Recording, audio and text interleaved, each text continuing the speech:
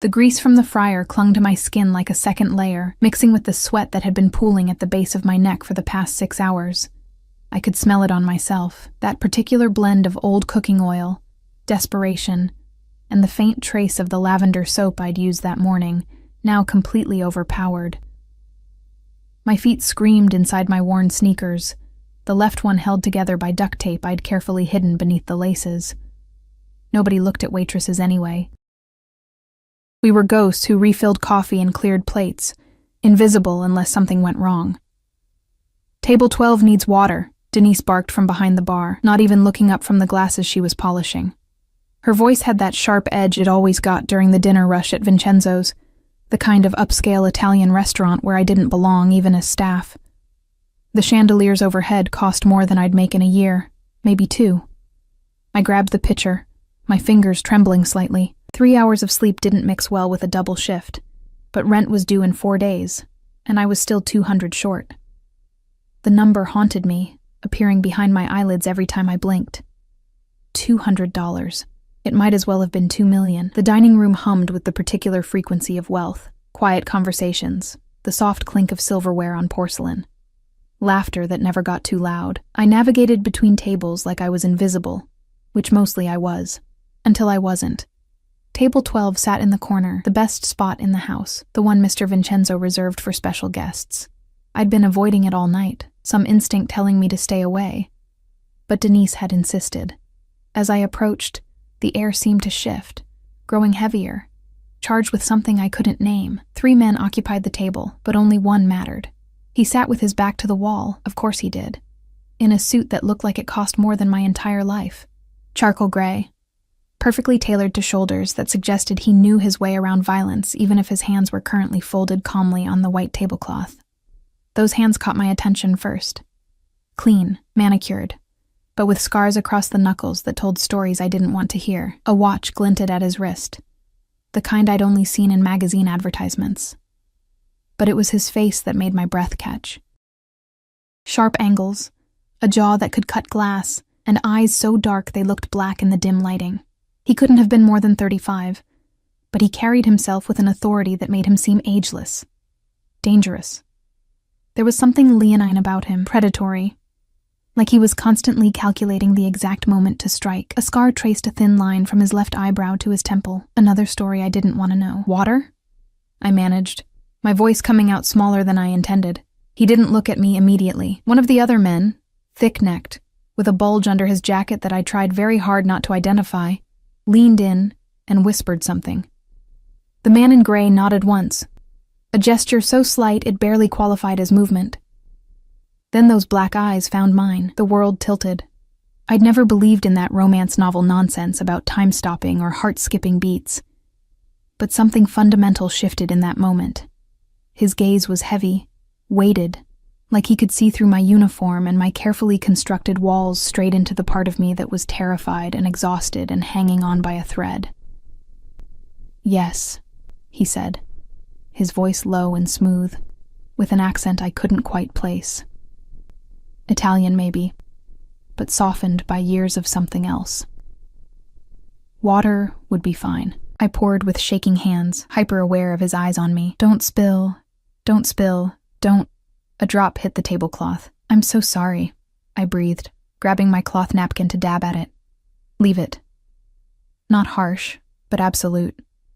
The kind of voice that didn't expect to be questioned. I froze, napkin halfway to the table. "What's your name?" he asked. This wasn't normal. Guests didn't ask servers their names at Vincenzo's.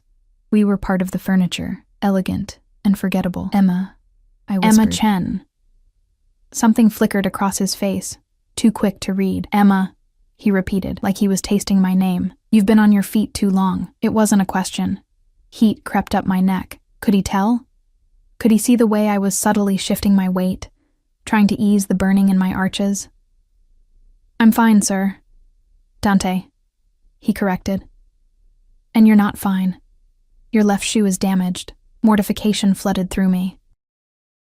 I wanted to sink through the floor, to disappear into the expensive carpet and never resurface. It's nothing. Can I get you anything else? Sit down." "I can't." Sit. Firmer now. The man to his right, the thick-necked one, pulled out the empty chair at their table. An order, not an invitation. My mind raced. Every instinct screamed at me to refuse, to walk away. But something in Dante's expression held me frozen. Not cruelty exactly. Something more complicated. Curiosity, maybe, mixed with something darker. Just for a moment, he added, and it almost sounded gentle. I sat, perching on the edge of the chair like a bird ready to fly. Up close, I could smell him, expensive cologne, something woody and complex, underlaid with cigarette smoke and a hint of gun oil that made my stomach flip. "How long have you worked here?" Dante asked, leaning back in his chair, with the casual confidence of someone who owned every room he entered. 6 months. "You're tired." "Everyone's tired." A slight smile touched his lips, not reaching his eyes. "Not like you. You have that look, the one that says you're counting pennies and coming up short." Anger flared through my humiliation. "Is there a point to this?" The thick-necked man shifted, but Dante raised one finger, barely a movement, and he stilled immediately. The casual display of power made my pulse jump. "I need something," Dante said, his eyes never leaving mine. "And you need money. I can see it in every tense line of your body, in the way you're wearing shoes held together with tape, in how you flinched when you spilled that water like it might cost you your job." My throat tightened. "What do you want?" He leaned forward, elbows on the table, and the space between us became charged, electric. "Tomorrow night I have a business dinner. Very important people will be there. People who expect me to arrive with a wife." The word hung in the air like smoke. "I don't have a wife," he continued, his voice dropping lower, more intimate. "But I need one. For 4 hours, maybe 5.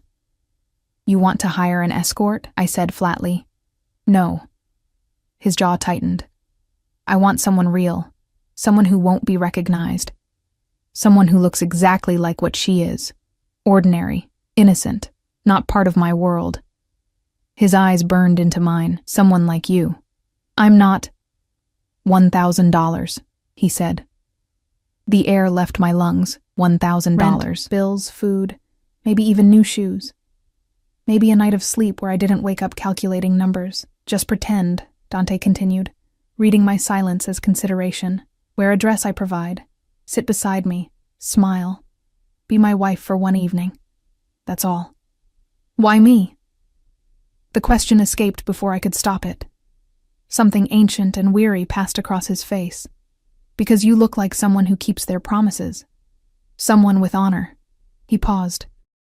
"And because you're desperate enough to say yes, but honest enough to do it right." The insult and compliment tangled together, and I didn't know whether to slap him or cry. "I don't even know you," I managed. "You don't need to." He pulled out a business card, slid it across the table. Heavy cardstock, embossed lettering. Just a name, Dante Moretti, and a phone number, nothing else. "Think about it. Call me by tomorrow morning. The dinner is at 8. I stared at the card like it might bite me. $1,000, Emma. His voice was velvet and steel. "Cash. You can walk away after and never see me again."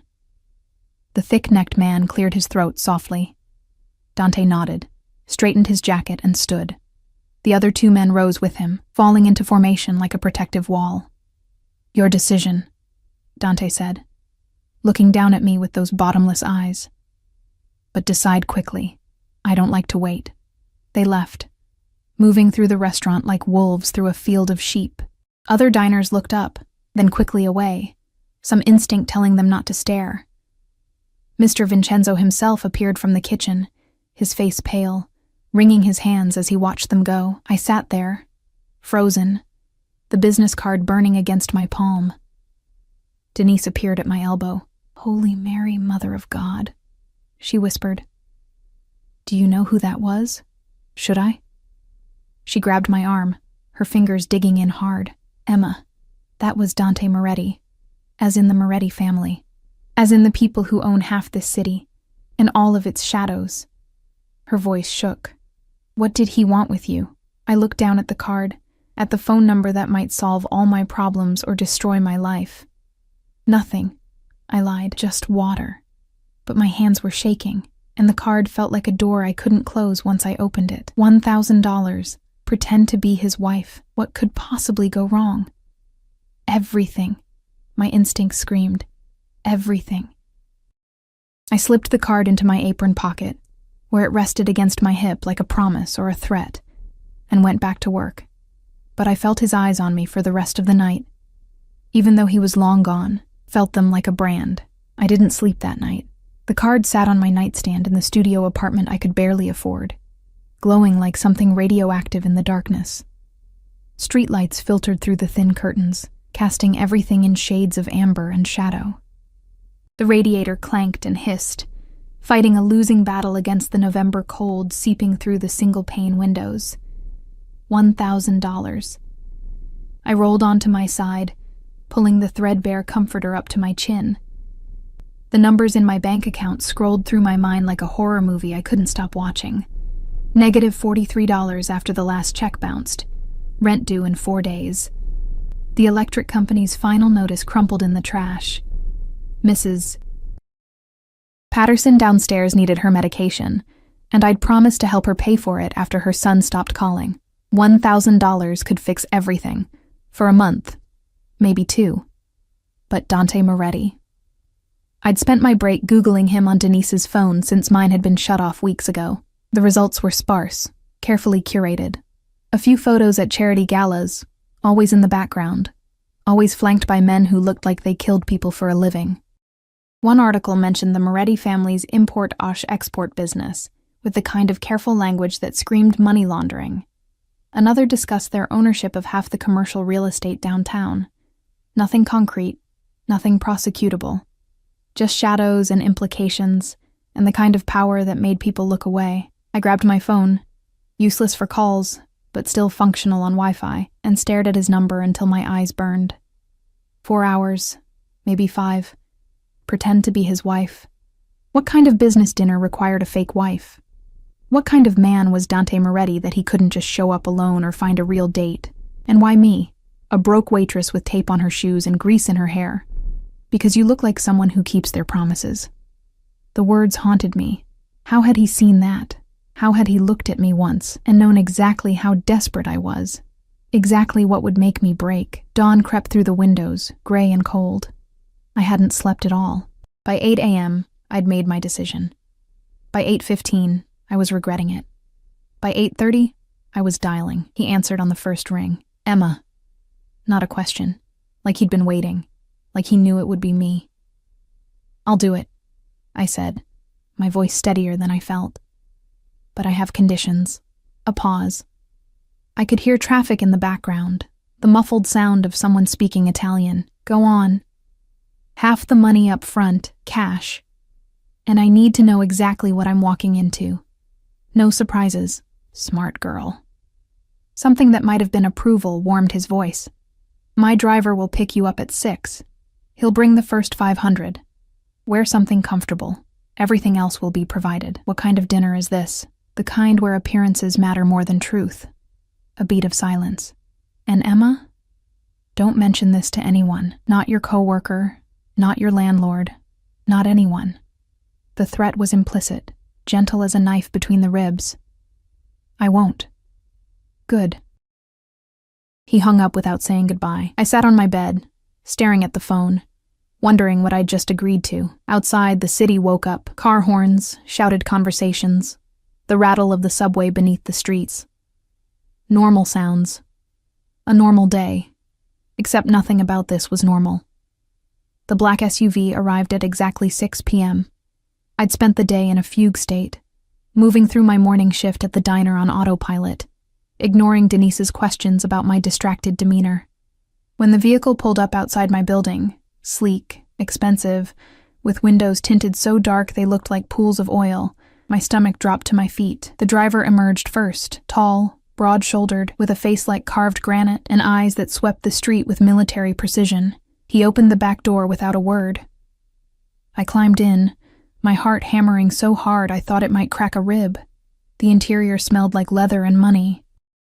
Soft lighting, seats that probably cost more than my annual income, and a privacy screen separating me from the driver. On the seat beside me sat a garment bag and a small envelope. I opened the envelope with shaking hands, $500 in crisp bills. I counted twice, not quite believing. Rent. This was rent. This was survival. The SUV pulled away from the curb, and I watched my building disappear, wondering if I'd ever see it again. 20 minutes later, we pulled up to a building I'd only seen from the outside.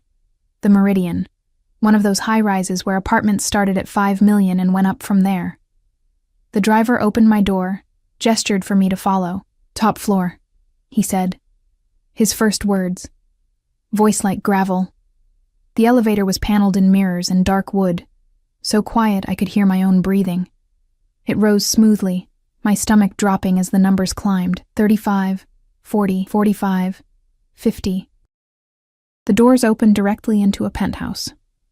I stepped out into a space that belonged in a magazine.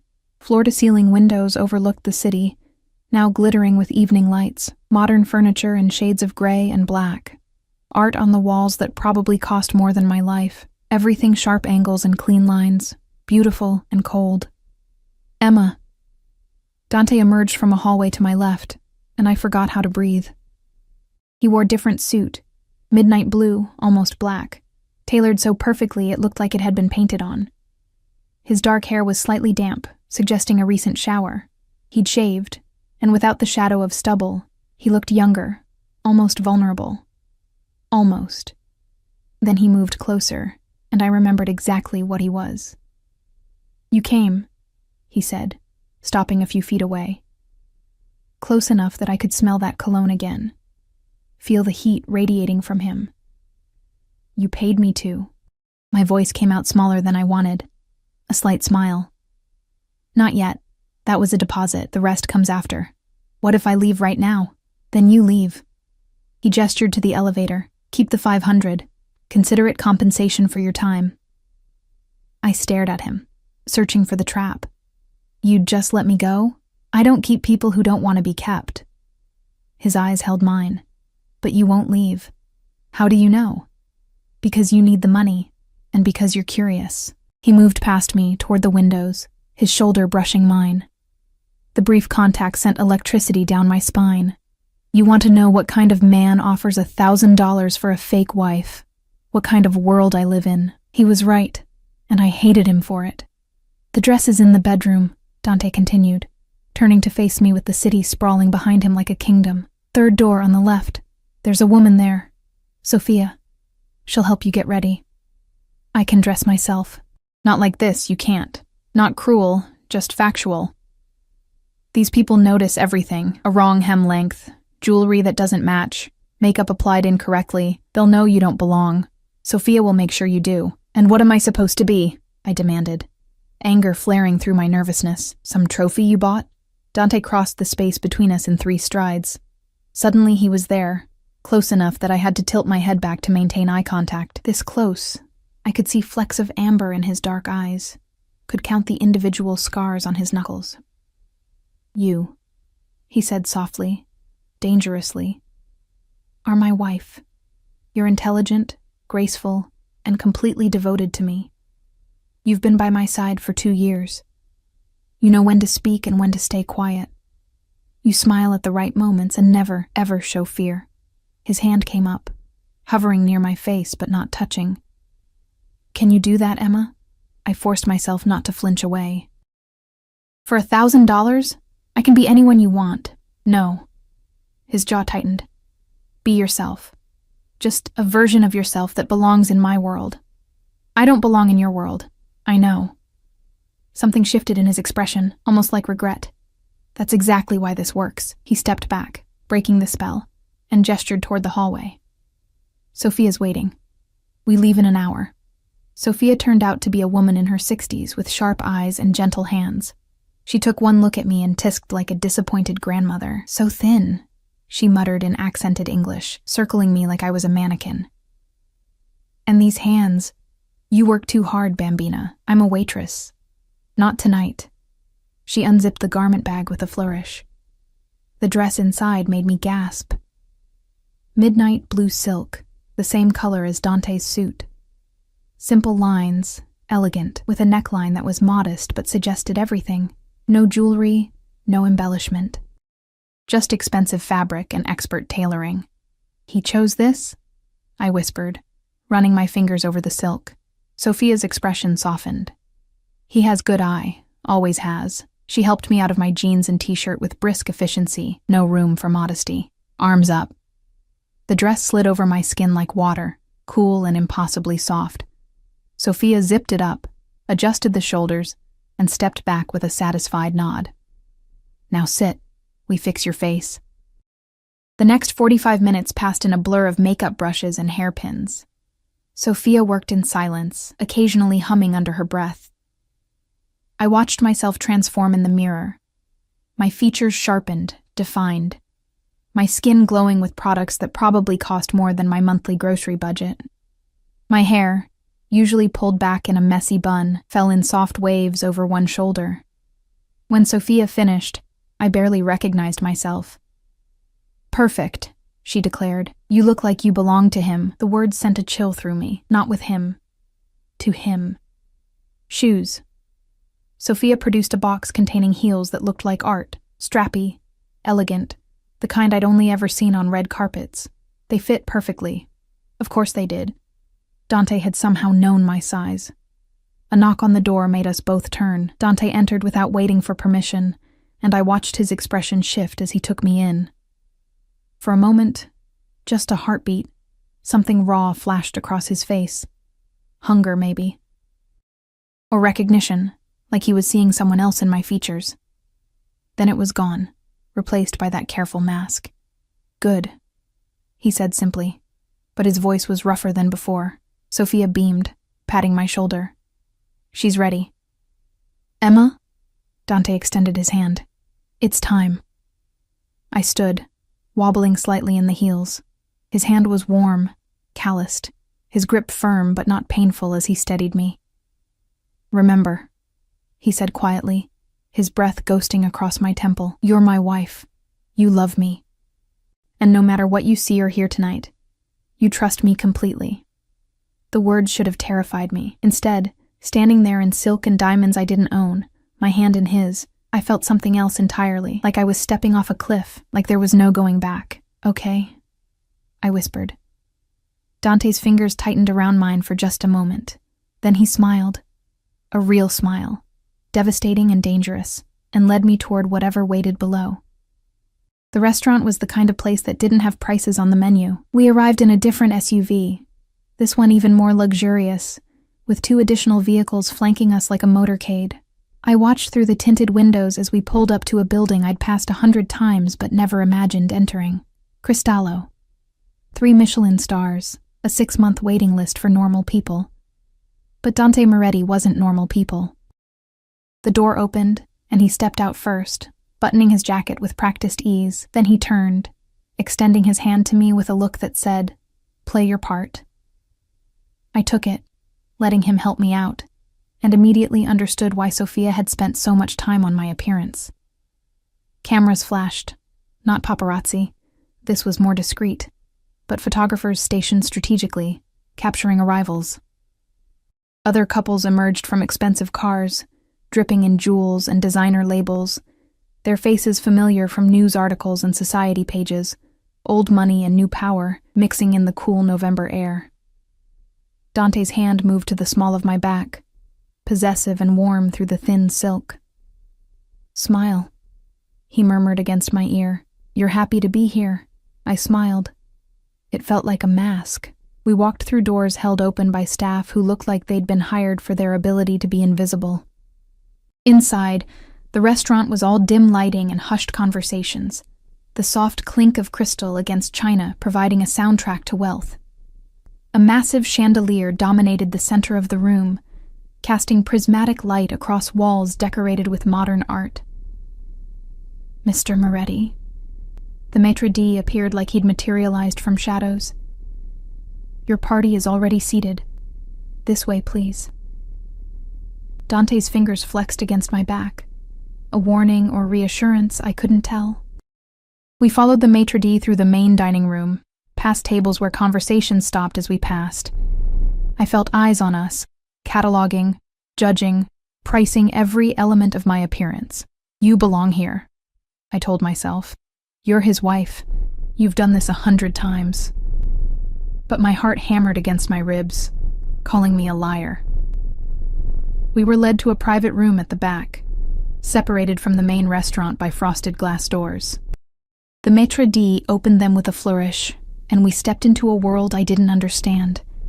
6 people sat around a table that could have accommodated 12, all men except for one woman who dripped diamonds like she was made of them.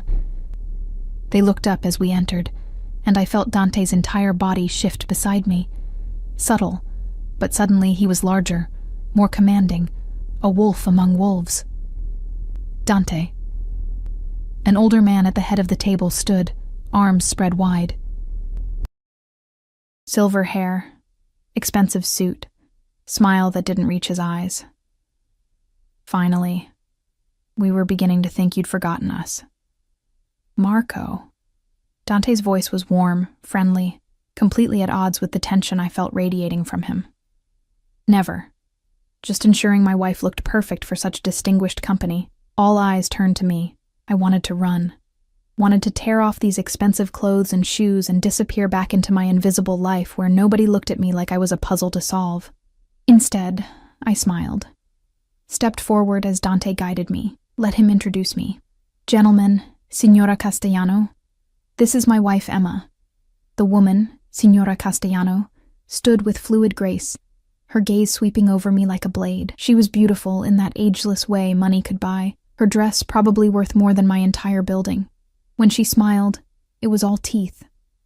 Emma, she purred, her accent thick and musical. How lovely.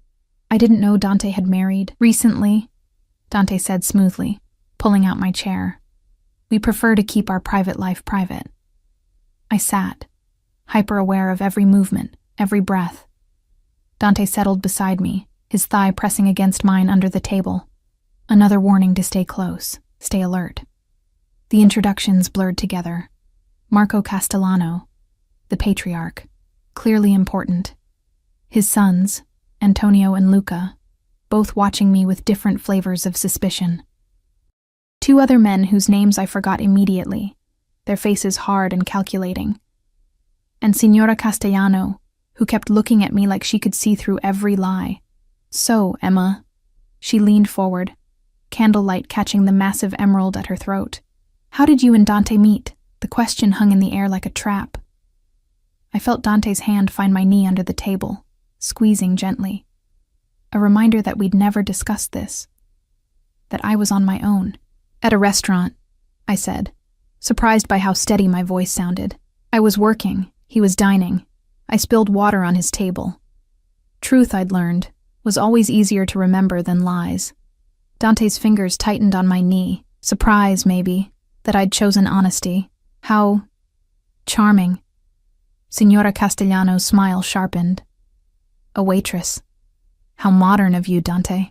I prefer authenticity to pedigree, Dante replied, his voice taking on an edge that made the temperature drop. Emma is exactly what she appears to be. No games, no hidden agendas. His eyes found Marco's, a rare quality in our world. Something passed between the 2 men, some understanding I wasn't privy to. Marco nodded slowly, sat back in his chair. Indeed, he murmured, honesty is valuable. The servers arrived with the first course, and conversation shifted to business, carefully coded, never explicit. But I wasn't stupid. They were discussing territories, percentages, shipments. Words that sounded legitimate but carried weight that made my stomach turn. I ate because not eating would draw attention. The food was exquisite and tasted like ash.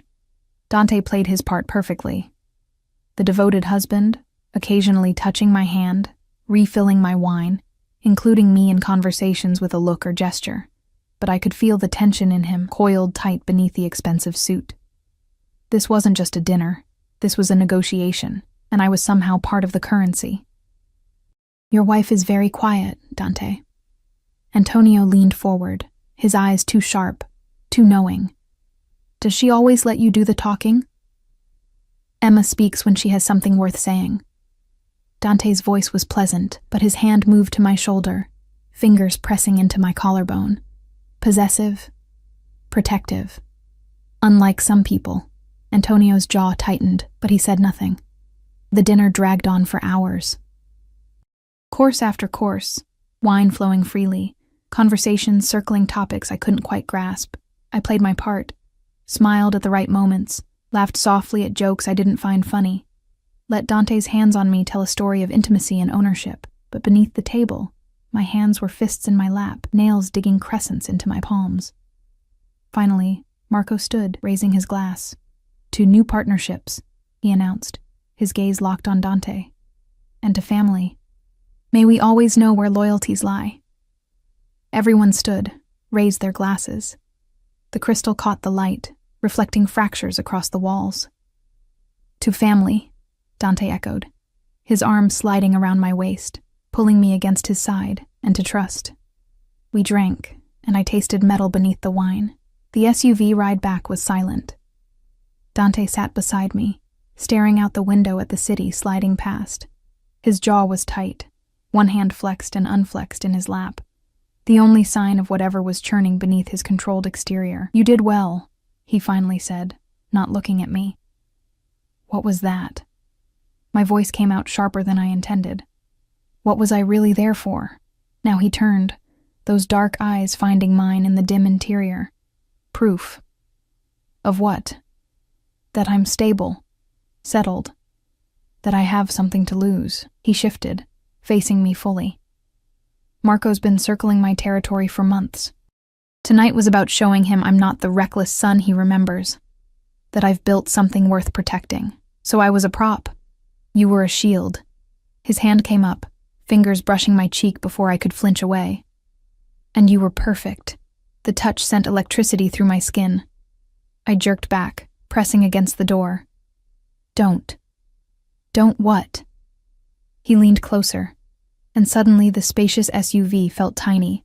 Don't tell you the truth? That Marco and his vultures are less likely to move against me if they think I have a weakness they can exploit? I'm not your weakness. No. His eyes burned into mine, but they think you are, which means I need to keep you safe until they stop thinking about it. The words took a moment to land. What? They'll investigate you, Emma. They'll find out you're exactly what you appear to be. A broke waitress from the wrong side of town. They'll wonder why I married you. They'll look for angles. Ice flooded my veins. You said one night, 4 hours, maybe 5. I did. He sat back, running a hand through his hair. The first gesture of anything like frustration I'd seen from him. And then Signora Castellano started asking questions, and Antonio looked at you like you were a puzzle he wanted to solve, and I realized one night isn't going to be enough. No. I shook my head, panic rising. We had a deal. The deal was $1,000 for pretending to be my wife at a dinner. You did that. I'll pay you. He pulled an envelope from his jacket pocket, held it out. 500, as promised. I stared at the money like it might bite me, but if you take it and disappear, they'll know it was fake. They'll know I lied, and then they'll make their move, and a lot of people will die. His voice dropped, went soft and deadly, including you, probably. Antonio doesn't like loose ends. My mouth went dry. You're saying I have to keep pretending. I'm saying you need to stay where I can protect you until this settles. A few weeks, maybe a month. A month? The word came out strangled. I have a life, Dante. A job. Rent. Which you can't pay. He held my gaze. I'll cover your rent. Your bills. Pay you $5,000 a week to stay in my penthouse, where Marco's people can see you coming and going, where it looks real. $5,000 a week. The number was absurd. Impossible. More money than I'd made in 6 months of double shifts and bleeding feet. Why? I whispered. Why me? There have to be 100 women who do this better, who actually know your world. Dante was quiet for a long moment, staring at his scarred knuckles. When he spoke, his voice was different, rawer, like he'd dropped some mask I hadn't even known he was wearing. You look like someone I lost, someone who mattered. He met my eyes, and for the first time, I saw real pain there. And I need Marco to believe you matter to me, which means I need to believe it too, at least a little. The confession hung between us, fragile and dangerous. What happened to her? I asked. She trusted the wrong person. His jaw tightened, and I wasn't there to stop it. The SUV pulled up outside his building. Through the window, I could see doormen waiting, security cameras tracking our arrival, a gilded cage with the door standing open. Dante held out the envelope again. Take the money. Walk away. I'll handle the fallout. I looked at the cash, then at him. At the exhaustion beneath his control, the weight he carried like armor. At the genuine fear in his eyes when he mentioned Antonio and loose ends. 5,000 a week, rent paid, bills cleared. Maybe enough to save Mrs. Patterson's medication fund, maybe enough to actually sleep at night. But more than that, the certainty that walking away meant danger I couldn't outrun, that I'd stepped into something that didn't let go easily. How do I know you'll keep me safe? I asked. You don't. Brutally honest. But I've never failed to protect what's mine. And for the next few weeks, Emma, you're mine. The possessive pronoun should have terrified me. Instead, sitting in the dark with this dangerous man and his dangerous money and his promise of safety, I felt something else. Like maybe being owned wasn't the worst thing that could happen to someone with nothing left to lose. Okay, I whispered. A month. But then I'm gone. Dante's hand moved to my face, thumb tracing my cheekbone with unexpected gentleness. A month, he agreed. But his eyes said he was already planning to make sure I never wanted to leave. The penthouse became my prison and sanctuary in equal measure. I woke the next morning in a bedroom larger than my entire apartment, wrapped in sheets that probably cost more than my security deposit. Sunlight poured through floor-to-ceiling windows, the city sprawling below like a kingdom I'd never be part of. For a moment, I forgot where I was. Then reality crashed back. The deal. The dinner. Dante's scarred hands and darker promises. You're mine. I found clothes in the closet, my size expensive, tags still attached. Jeans that actually fit. Soft sweaters, undergarments in silk and lace that made me blush. Everything I owned could fit in a backpack, but Dante had filled an entire walk-in closet overnight. The control of it should have terrified me. Instead, I pulled on jeans and a cashmere sweater, let myself feel warm for the first time in months, and hated how good it felt to be taken care of. Dante sat in the living room when I emerged, dressed in dark slacks and a white shirt, sleeves rolled to his elbows. He was on the phone, speaking rapid Italian, but his eyes tracked me as I moved toward the kitchen. Those eyes never stopped watching, cataloging, claiming. He ended the call as I poured coffee from a machine that looked like it belonged in a spaceship. Sleep well? His voice was neutral, but something heated lurked beneath. Like the dead. I took a sip, nearly moaned. Even the coffee was better here. What happens now? Now you live here. Publicly.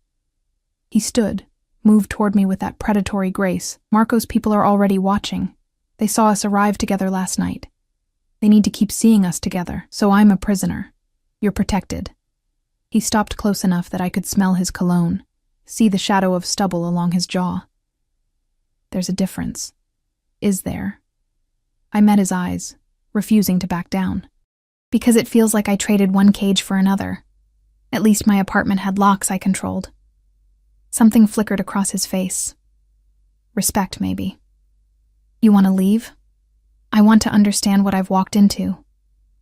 I set down the coffee cup, crossed my arms. Last night, those men, they weren't discussing legitimate business. And Antonio looked at me like I was already dead. Antonio's a problem I'm handling. By using me as bait. By showing him you're not worth touching. Dante's hand came up, fingers trailing along my jaw before I could stop him. The touch was possessive, claiming, and it sent unwanted heat through my body. No one touches what belongs to me. Not Marco's sons. Not his soldiers. Not anyone. I jerked away from his hand. I don't belong to you. For the next month you do. His voice dropped, went dangerously soft. And that means you follow my rules. You don't leave without security. You don't talk to anyone about our arrangement. And when we're in public, he stepped closer, backing me against the counter. You look at me like you love me, like you'd die for me. Can you do that, Emma? My heart hammered against my ribs. This close, I could see the amber flecks in his dark eyes, could feel the heat radiating from him. He was beautiful and terrifying, and every instinct screamed at me to run, but $5,000 a week. Safety, warmth, coffee that tasted like heaven. Yes, I whispered. His eyes darkened. For a moment, I thought he might kiss me. Then his phone buzzed, shattering the moment, and he stepped back.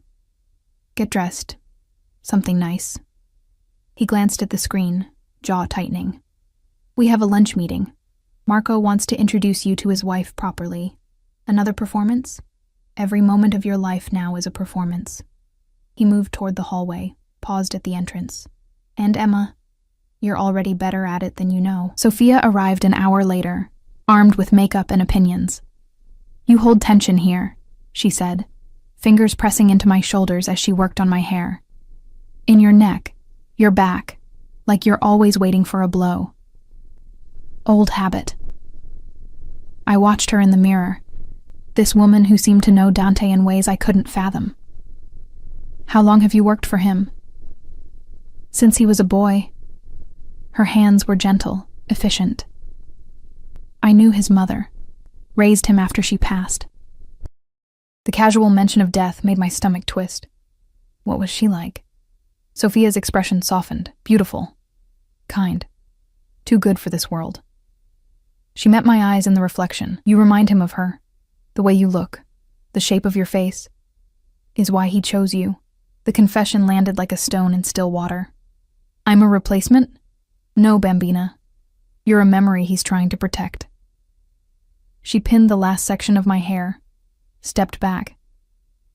His mother died because his father was careless with her safety. Dante won't make the same mistake. I'm not his wife. Not really. Maybe not. Sophia's smile was sad, but he'll protect you like you are, and that... She touched my shoulder. That can be more dangerous than any enemy. The lunch was at Marco's estate. We drove through gates that looked designed to repel armies, past manicured gardens and fountains that belonged in Versailles. The house, calling it a house felt wrong. It was a compound, loomed ahead, all stone and security cameras and men with guns barely concealed beneath their jackets. Dante's hand found mine as we walked to the door. Stay close.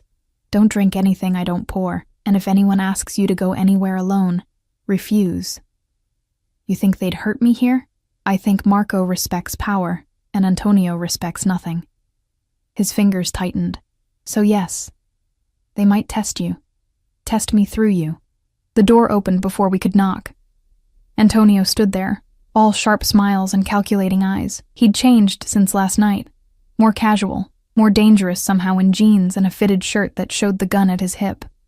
Dante, Emma, he said my name like it was a joke. Please come in. My mother is eager to see you again. The house was a monument to wealth and taste. Art that belonged in museums, furniture that looked antique and priceless, every surface gleaming with care. But underneath the beauty, I felt something else. Danger. Like the house itself was predatory.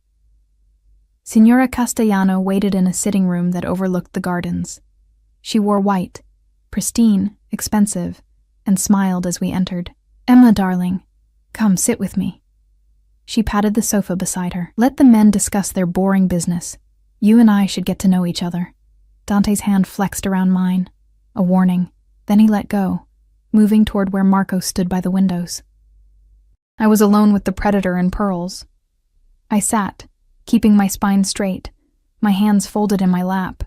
Everything Sophia had taught me about posture and poise. You're very beautiful, Signora Castellano said, pouring tea from a service that probably cost more than a car. But beauty fades. What else do you offer my friend Dante? The question was a trap, obviously. I took the teacup she offered, bought myself time with a careful sip. Honesty, I finally said. I'm exactly what I appear to be. No hidden agendas. No family politics. How refreshing. Her smile sharpened. And what does Dante give you in return? Security? Money? A life you could never have afforded? Heat crept up my neck. He gives me respect. Respect. She laughed, light and cruel. Is that what you call it? My dear, Dante Moretti doesn't respect women. He collects them, uses them. And when he's done, she waved a hand, he discards them. You don't know him. I've known him since he was born. She leaned closer, and I could smell her perfume, expensive, cloying. I knew his mother, poor Maria. She thought Lorenzo loved her too, thought their marriage meant something, right up until he put a bullet in her head for talking to the wrong people. The air left my lungs. Dante had said his mother died, not that his father killed her. That's not true. Signora Castellano's eyes glittered. Ask him, ask Dante how his sainted mother died. Ask him what he did to his father in return. She sat back, sipping her tea like we were discussing the weather. The men in this family don't love, Emma. They own, they possess. And when you're no longer useful, enough. Dante's voice cut across the room like a blade. I turned to find him standing behind us, his face a mask of controlled rage. Marco looked amused, Antonio openly smiling. We were just having girl talk, Signora Castellano said innocently, sharing family stories. My wife doesn't need to hear your version of history. Dante extended his hand to me. Emma, we're leaving. I stood on shaking legs, took his hand. It was warm, solid, the only real thing in a room full of beautiful lies. So soon? Marco asked. We haven't even eaten. I've lost my appetite. Dante's arm wrapped around my waist, protective and possessive. Thank you for the invitation. Next time, perhaps your wife will remember her manners. We left through a house gone silent, past men who watched with predator eyes, into sunlight that felt like a reprieve. The SUV was waiting. Dante bundled me inside, climbed in after, and the moment the door shut, his control cracked. What did she say to you? I stared at my hands, still shaking. That your father killed your mother, that you killed him in return. Silence. Heavy and suffocating. Is it true? I whispered. Yes. The single word hung between us. I was 17, Dante continued, his voice flat, emotionless. My father decided my mother knew too much, that she was a liability. He shot her in our kitchen while I was at school. Made it look like a robbery, his hands clenched into fists. I found her when I came home, and I spent the next 3 years planning exactly how he would die. I looked at him. This man who'd bought me for $1,000, who'd wrapped me in silk and promises. Did you do it? Kill him? I put the gun in his hand. His eyes met mine, dark and ancient. Made him pull the trigger himself, seemed fitting. I should have been horrified, should have demanded he let me out, should have run screaming back to my crumbling apartment and my invisible life. Instead, I saw a 17-year-old boy finding his mother's body, saw him become the monster everyone expected, because monsters were the only ones who survived. I'm sorry, I said. Dante blinked, like the words were foreign. For what? That you had to become this. I gestured at him. The expensive suit, the scars, the weight of violence he carried like armor, that no one protected you. Something cracked in his expression. He looked away, jaw working, and when he spoke, his voice was rough. I don't need your pity, Emma. Good. Because I'm not giving it to you. I shifted closer. Didn't let him retreat. But I understand now. Why you need this to look real. Why you need Marco to think you have something to lose. Because I do. He turned back, and the naked vulnerability in his eyes stole my breath. I have you. And they'll use that. They'll hurt you to hurt me, just like my father hurt my mother. Then we make sure they can't. My hand found his, laced our fingers together. We make this so convincing that when the month ends, they won't question it. They'll believe you moved on, that I wasn't important enough to keep. And what if... He stopped, shook his head. What if what? What if I don't want the month to end? The confession came out strangled. What if I want to keep you? My heart stopped, restarted, stopped again. Dante, I know, it's not real. You're here for money, for safety. I bought you. His hand came up, cupped my face with a gentleness that destroyed me. But every time I look at you, I see her. I see my mother's smile, her kindness, and I think, maybe I can keep this one safe. Maybe I can do it right this time. Tears burned my eyes. I'm not your second chance, I know. His thumb traced my cheekbone, catching a tear that escaped. But you could be my first choice, if you wanted.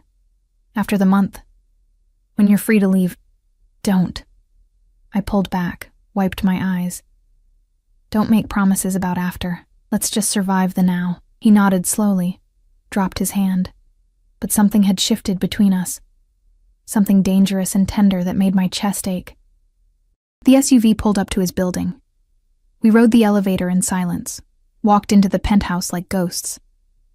I need to make some calls, Dante said, already pulling out his phone. There's food in the kitchen. Sophia will be back later too. Dante. He stopped, turned. I crossed the space between us, stood on my toes, and pressed my lips to his cheek. Brief, chaste, terrifying. Thank you, I whispered. For telling me the truth. I felt him freeze, felt his breath catch. Then his arm wrapped around my waist, hauling me against him, and his mouth found mine. The kiss was nothing like I'd expected. Not gentle, not patient. It was desperate and claiming and tasted like violence and need. His hand tangled in my hair, angling my head, and I opened for him because there was no other choice. He kissed me like he was drowning and I was air. When he finally pulled back, we were both breathing hard. I shouldn't have done that, he said. No, I agreed. You shouldn't have. Are you going to run? I should have. Every rational thought screamed at me to grab my things and flee, but I was tired of running, tired of being invisible. And Dante, dangerous, broken Dante, saw me in a way no one ever had. No, I whispered. I'm not running. His eyes blazed. Then understand this, Emma. You might think this is temporary, that you'll leave in a month and forget me. But I'm a possessive man. And now that I've tasted you, his thumb traced my swollen lip. I'm never letting you go. The threat should have terrified me. Instead, wrapped in his arms with the city glittering below, I felt something else entirely. Like maybe being possessed wasn't the same as being trapped. Like maybe, for the first time in my life, I'd found somewhere I belonged, even if that somewhere was in the arms of a monster. The next 2 weeks blurred together in a haze of performances and stolen moments. Days followed a pattern. Breakfast with Dante while he fielded calls in Italian. Afternoons where Sophia coached me on everything from wine selection to which families controlled which neighborhoods. Evenings spent at dinners or galas or charity events where I smiled and played the devoted wife. And nights. Nights where Dante would kiss me against walls, in elevators, in the back of SUVs, each touch more desperate than the last before pulling away with iron control and retreating to his own bedroom. We never spoke about the kiss in the penthouse, but it hung between us, a promise and a threat. I learned his world through observation, learned that the thick-necked man from Vincenzo's was named Carlo, and he'd taken a bullet for Dante 3 years ago. Learned that the import-export business was actually a network of legitimate companies hiding streams of less legitimate money. Learned that Dante owned half the city council and most of the police force, that his power was built on fear and loyalty in equal measure. I also learned smaller things, that he took his coffee black with 1 sugar, that he had nightmares that left him pacing the penthouse at 3 a.m., that he played piano, beautifully, heartbreakingly, when he thought I was asleep, that the scar on his temple came from his father's ring, a parting gift before Dante made him pull that trigger. I was learning Dante Moretti, piece by scarred piece, and the knowledge felt dangerous because I was starting to care. You're distracted, Sophia said one afternoon, pinning my hair for yet another event. Your eyes are soft when you look at him now. That's good for the performance, bad for your heart. I know what this is, I said, but my voice lacked conviction. Do you? She met my eyes in the mirror, because he looks at you the same way. And Dante, he doesn't do anything halfway. If he's decided you're his, Bambina, you are his. The question is whether you want to be. Before I could answer, Dante appeared in the doorway, stunning in a tuxedo. Ready? He asked, and his eyes tracked over me like a physical touch. I wore emerald green tonight, a dress that hugged every curve and made me feel like someone else entirely. Someone who belonged in his world. Ready, I confirmed. Tonight was Marco's anniversary party, the biggest gathering yet. with families from across the coast attending. Dante had been tense for days, increasing my security, drilling me on names and faces. Something was coming. I could feel it in the air, electric and dangerous. The Castellano estate was transformed. Thousands of lights, an orchestra, champagne flowing like water. Women in gowns that cost more than cars, men with dead eyes and expensive watches. Power and violence wrapped in silk. Dante kept me close, his hand never leaving my body. To anyone watching, we were the picture of newlywed devotion. His lips at my temple, whispering translations of conversations in Italian, my hand over his heart, feeling it thunder beneath expensive fabric. We danced together, moved through the crowd as one unit, and I wondered when the pretending had stopped feeling like pretending. Emma Moretti. Antonio appeared beside us, champagne in hand and malice in his smile.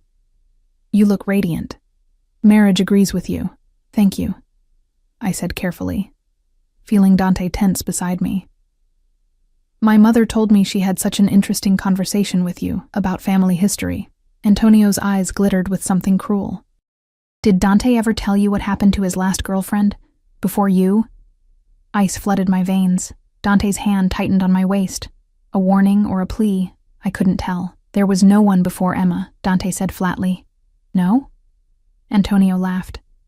What about Sofia Benedetti? Beautiful girl. You were quite taken with her, as I recall.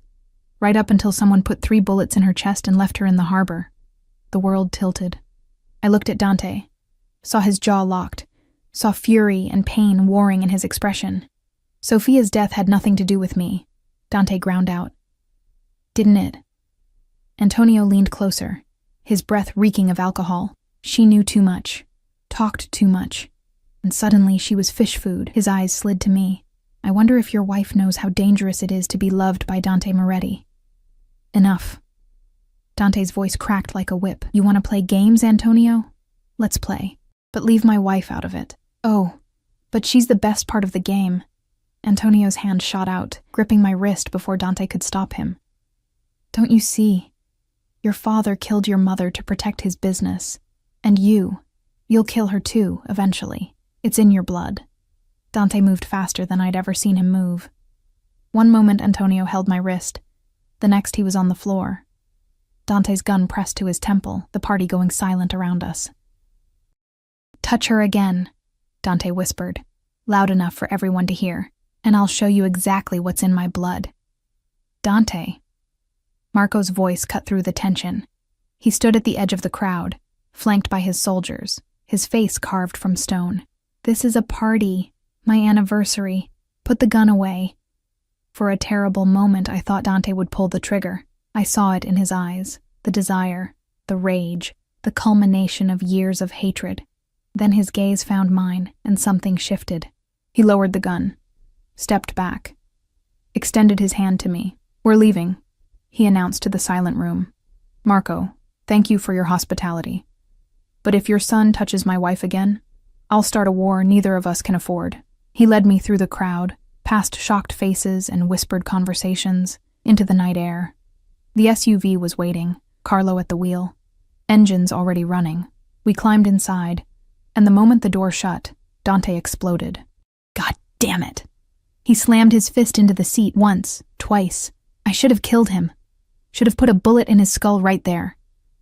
But you didn't. My voice was shaking but steady. You didn't because of me. He turned, eyes wild. He threatened you. He put his hands on you. And you stopped him. I reached for his hand, pried it open, pressed my palm to his. You protected me without starting a war. That's control, Dante. That's strength. You don't understand. He pulled me closer, until I was practically in his lap, his hands framing my face. Sofia, what Antonio said, was she real? Yes. Raw honesty, painful and immediate. 3 years ago, she was sweet and kind and wanted nothing to do with my world. I thought I could protect her. Thought if I kept her separate, kept her secret, she'd be safe. His voice cracked. I found her body 2 months after we started dating. 3 bullets. A message from my father that nothing I cared about was safe. Tears burned my eyes. I'm so sorry. I swore I'd never do it again, never put someone innocent in danger. His thumbs traced my cheekbones, catching tears. And then I saw you, with your taped shoes and tired eyes and that spark of defiance. And I thought, maybe if I kept you close, kept you visible, made you part of my world instead of hiding you from it, maybe you'd survive. Is that all I am? I whispered. Your second chance at Sophia? No. The word was fierce, absolute. You're nothing like her. Sophia was gentle, passive. She would have let Antonio touch her without fighting back. But you, his lips curved in something like awe. You would have broken his fingers if I hadn't gotten there first. You're strong, Emma. Stronger than any of us. I'm terrified. Good. Fear keeps you alive. He pressed his forehead to mine, breathing me in. But I need you to understand something. This month we agreed on, it's not enough. It was never going to be enough. My heart hammered against my ribs. What are you saying? I'm saying don't leave. His voice broke on the words. When the 30 days are up, when Marco stops watching, when you're free to go, don't leave me. Stay. Not as a wife I bought. As my wife. Real. Forever. Dante. I love you. The confession tumbled out desperately. I know it's insane. I know it's been 2 weeks.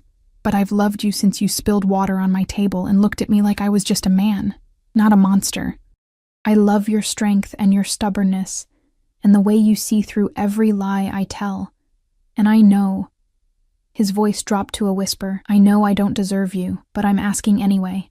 Stay. The words hung between us, fragile and terrifying and more real than anything I'd ever heard.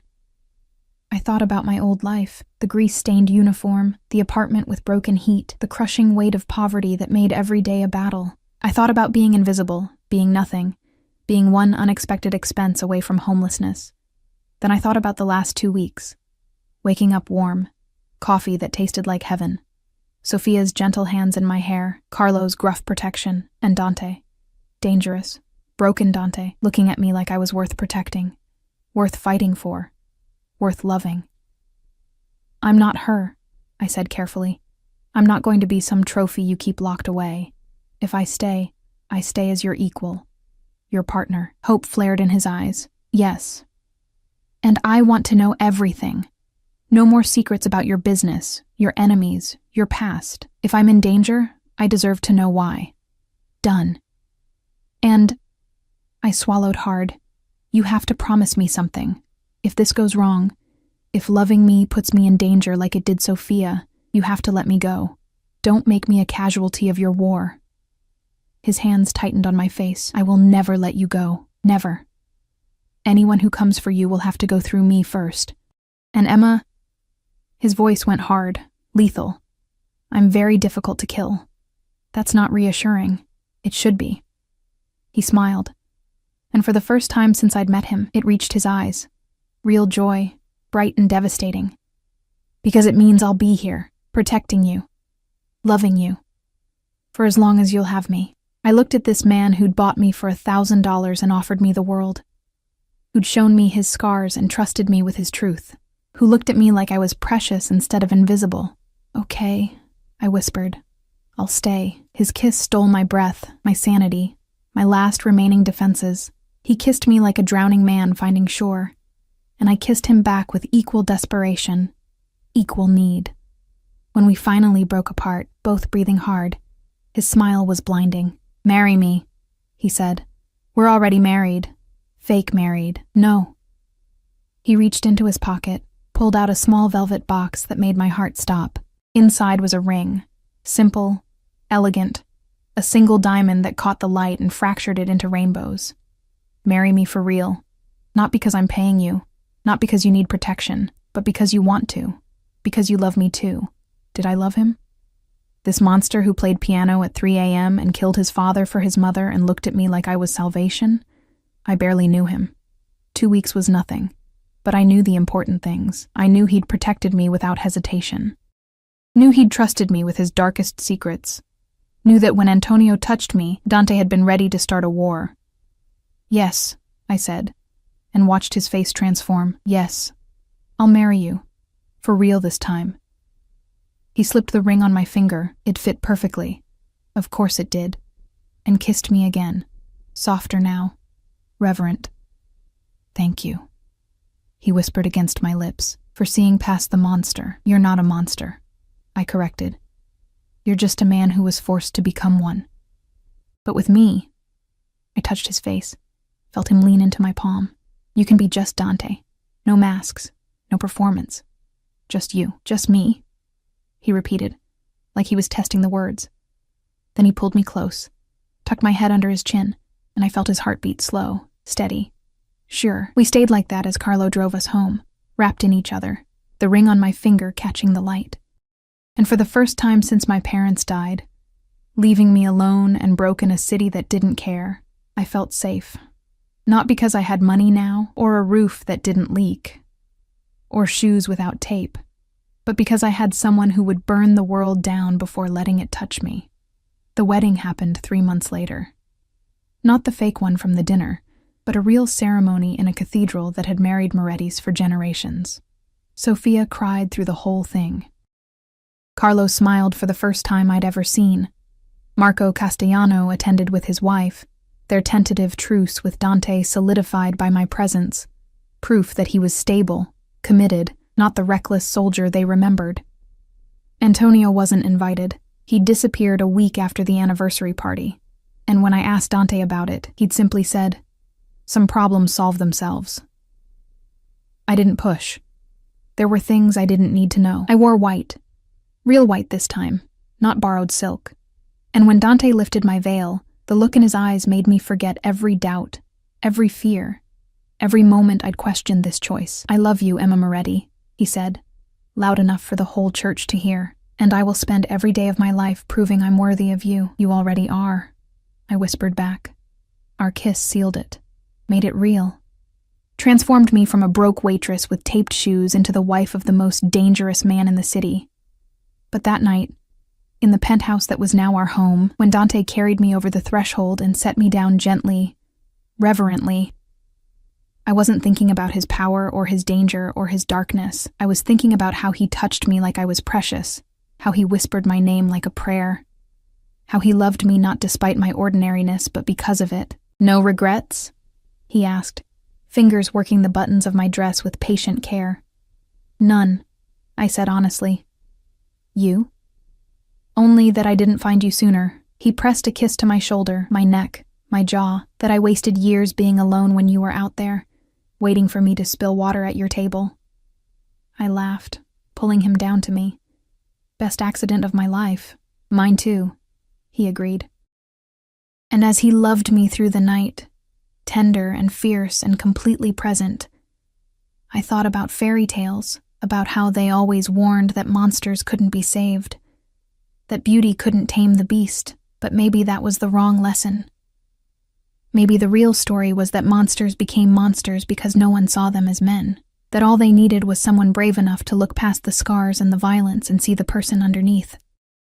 I'd been broke and desperate when Dante Moretti offered me $1,000 to pretend to be his wife. I'd said yes because I needed to survive. But somewhere between the performance and the truth, between the fear and the trust, between the fake marriage and the real one, I'd found something I didn't know I was looking for. A home. A purpose. A love that was messy and complicated and dangerous and absolutely real. "Emma," Dante whispered against my skin, hours later, when the city slept and we were wrapped in each other. "Thank you." "For what?" "For staying. For choosing me. For making me believe I could be more than what they made me." I kissed him, soft and sweet. "You were always more. You just needed someone to remind you." He smiled, that devastating, genuine smile that was mine alone, and pulled me closer. Outside, the city glittered with its millions of stories, its thousands of people searching for connection in the darkness. But in here, in this moment, there was only us, a mafia boss and a waitress, a monster, and the woman who taught him how to be human again. And a love that started with a lie but became the truest thing either of us had ever known. I'd answered his question, pretend to be his wife for $1,000, but I'd never expected my answer would change both our lives forever. In the end, it wasn't the money that mattered. It wasn't the protection or the luxury or the escape from poverty. It was the way Dante looked at me every morning like I was a miracle, the way he trusted me with his darkness and let me love him anyway. The way we built something real from a foundation of lies. I'd been invisible my whole life.